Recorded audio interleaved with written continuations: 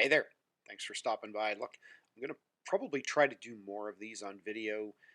It's not always the easiest for me to, type out a post or a message, and at the same time, my posts are getting very lengthy. So for those of you who may want to take a few minutes to, to hear me on video or see me on video, I guess, maybe it's going to be better. Look, one of the things I want to touch on really quickly today is the entire idea of why I do what I do, right? Why do I work in autoimmune? Why do I look at neurological disorders? Why am I involved in genomics and, and understanding our genetics and our epigenetics and, what's going on with our environment? And,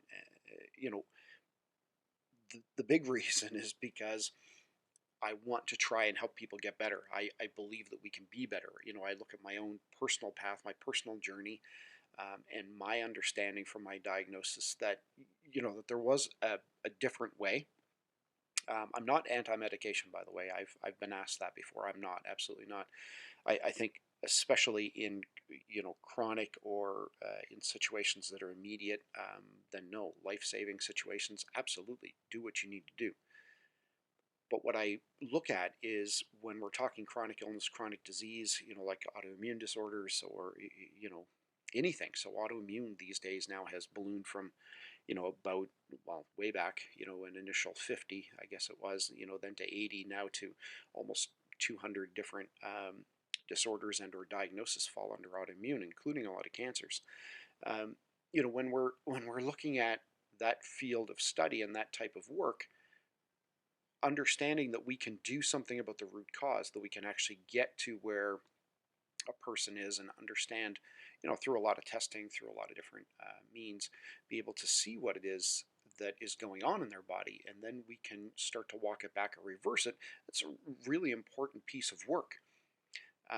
When I was talking to somebody back a couple of weeks ago, there was sort of the idea, or I said to them, if you got shot, you would want the doctor to remove, or the surgeon to remove the bullet.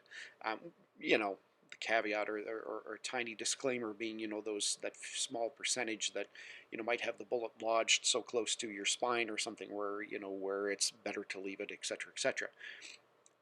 But that aside, if you were to be shot, you would want the surgeon to remove the bullet versus having the surgeon prescribe, or for you to constantly be purchasing over-the-counter pain medications and anti-inflammatory medications, in order to keep the inflammation down, and try to keep disease or bacteria and so on, and all of the things that you would have to do. You can have the bullet removed, and you can heal and move on with your life, or you can leave it in there and you can just get a bunch of things to try and make you feel better while the bullet is still inside the body for the rest of your life.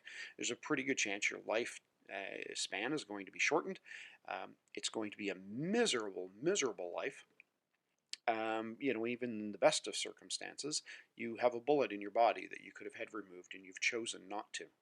So, and again, you've chosen not to, and that's the key to this, right? And this is the part, and some people say I get a little, much, and I get a little deep, and I get a little pushy, and, but it's the authenticity in me that says to you that if the surgeon chose not to remove the bullet because of, spinal proximity or some sort of situation like that, that's one thing. But if the doctor or the surgeon says, we can remove that bullet, and you said, no thanks, just give me some pain meds and some anti-inflammatories and let me get on my way, then you've made the decision. And so when I'm talking to people about, an autoimmune disorder, or we're looking at a neurological disorder or some sort of scenario that we know is being impacted by lifestyle choices, which could be, environment or sleep or lack of exercise or poor nutrition. All of these things are playing into that particular disorder or diagnosis. Then again, it's you who's choosing it. I was you, right? I was one of you. Do I still have something to eat that I shouldn't? Yes, I do. Admittedly, I do. but my body also handles it differently than it did when I first started on this journey, and when I first started my studies and my certifications, and when I first started, delving into this on a daily basis, and understanding how it affects us. And so for you to choose it, um, that's a different circumstance, right? Or sorry, a different scenario, same circumstances, because you're going to be sick and you're going to stay sick. And so it's interesting. I saw, and not to get too far off topic, and I don't want this to get too long, but there was a recent study results that they were talking about from the Mayo Clinic where physician burnout was at 60.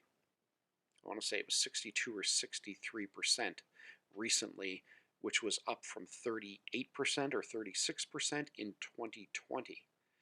Okay, so it's almost doubled. And so you think about that. Think about a place, for those of you who may not realize, I'm in New Brunswick in Canada. We're having doctors retire, burnouts. We're having, some of them are just, they're at the end of their practice, after 40 years and they're retiring, which makes complete sense. We have nurses and, everybody in the healthcare system is just completely overtaxed here with their work in this province. And last week, I think it was, there were 3 more doctors have been announced retirement over the next month or two. What if, our 800,000 population who, over 60% have at least one chronic diagnosis, what if you were able to back even a quarter of those diagnoses out of the healthcare system here in this province? How much more latitude and breathing space could we give our medical professionals here in this province? Not to mention, the person themselves and what kind of a life they're living now, right? So, look, there's a difference. It's the work I do. I get it. Not everybody understands it. Not everybody believes it.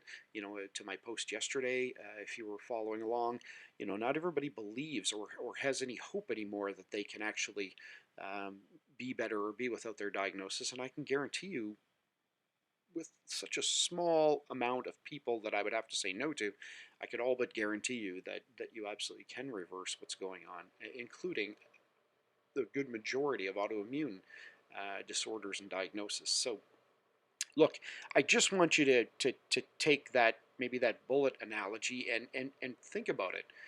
Would you prefer to leave the bullet in?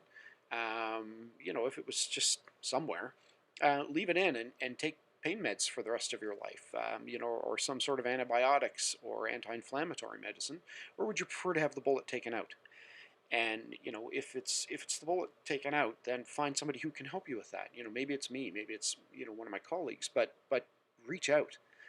You need to understand that the bullet in most cases doesn't need to stay in your body. And I'll let you go for now. We'll pick this up again tomorrow probably. Take care.